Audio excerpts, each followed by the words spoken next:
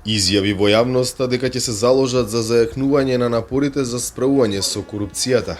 Тоа е реакцијата од судската и од обвинителската фела по острите критики на американската амбасадорка за потребата од зајакнување на антикорупцијската борба, како и веста дека експерти од Вашингтон доаѓаат во земјава за поагресивно да ги видат минатите и сегашните корумпирани актери и да размислат за сите можни соодветни мерки. Главното оправдување на обвинителите зошто вакви критики, меѓу другото, доаѓаат и на нивна адреса од клучните партнери на Македонија, е дека се под потребниот број. Ни фалат 80 обвинители, ама и во таа ситуација пак се работеше, објаснува првиот човек на Советот на обвинители. А не велам дека не работеле, затоа што знам дека работеле. Исходот сега тоа е тоа. Мал број на обвинители. Не можам да знам сега, ме прашувате мене зашто Америка би сакала, не знам. Не ни треба нас само од странство да ни кажат, ние самите знаеме за многу места, ги слушаме од вас од медиумите и сметам дека тоа обвинителство ќе треба сега малку повеќе да, кога има веќе и шеф на тоа обвинителство, односно основен обвинител, да започне поинтензивно да работи на тие предмети.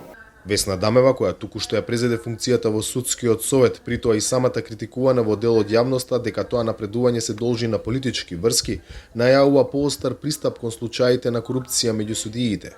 Судскиот совет има разрешено, има донесена одлука за разрешување на судија поради коруптивно дејание, меѓутоа тоа е од подамна, но неспорна е заложбата на судскиот совет во наредниот период дека ќе превземе поригорозни мерки во насока на расчистување на таквите дејствија. Премиерот денеска не даде директен одговор на прашањето дали доаѓањето американски антикорупцијски тим го смета за пораз или победа на владата.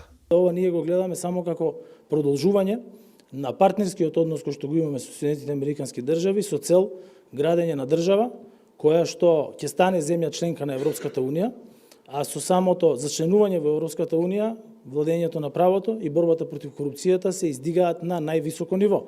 Граѓанскиот сектор кој е силно инволвиран во следењето на судството и реформите неопходни на патот кон членство во Европската унија има неколку препораки по критиките од Вашингтон. Прифаќање на забелешките, сериозен пристап кон прашањето, повеќе внимание на случаи на висока корупција.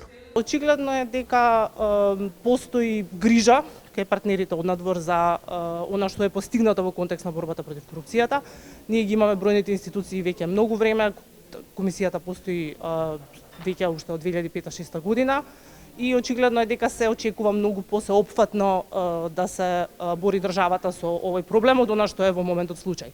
Ние немаме доволно бројки на високи профилирани случаи против корупција, често пати затајуваат во процесите и во однос на должината и се очекува јасно не само од американската амбасадорка, мислам дека чувме сигнали од многу други амбасадори дека оваа пракса треба да се промени. Критиките првенствено треба да бидат слушнати и треба да бидат адресирани, дури ако некој не се согласува со критиките, мора да се обрне внимание на тоа за да видиме да лоцираме каде точно во праксата ние имаме проблеми со корупцијата, кои се изворите на проблемите со корупција во судството.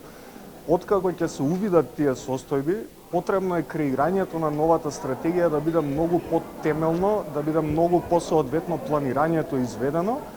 Критиките на Вашингтон за ситуацијата со борбата против корупција не се единствени. И Брисел преку своите представници во Скопје побарува прашање да добие приоритет и земјата да избере дали одлучно ќе се справува со корупцијата или ќе дозволи шемите да се вкоренуваат уште повеќе. За Гласот на Америка од Скопје, Владимир Мирчевски.